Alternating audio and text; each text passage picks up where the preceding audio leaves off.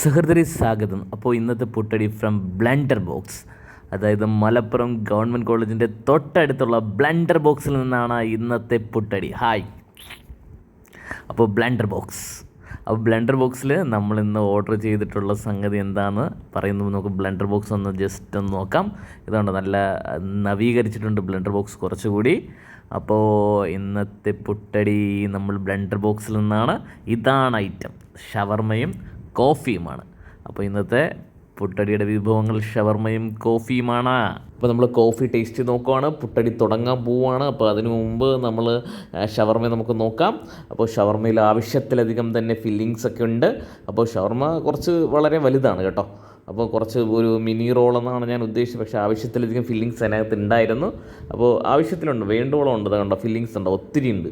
അപ്പോൾ അത് ഞാൻ ടൊമാറ്റോ കെച്ചപ്പ് വെച്ചിട്ട് നമ്മുടെ ഷവർമയെ കുറച്ച് കളർഫുള്ളാക്കാം, എന്നിട്ട് പുട്ടടി തുടങ്ങാം. അപ്പോൾ പുട്ടടി തുടങ്ങിക്കഴിഞ്ഞു.